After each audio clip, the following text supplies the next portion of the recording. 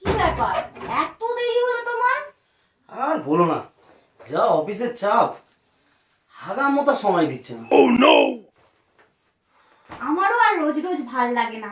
সারাদিন বাড়িতে আমি একা একা খাওয়া, একা শোয়া, একা কথাবার্তা, আমার একটুও ভালো লাগে না।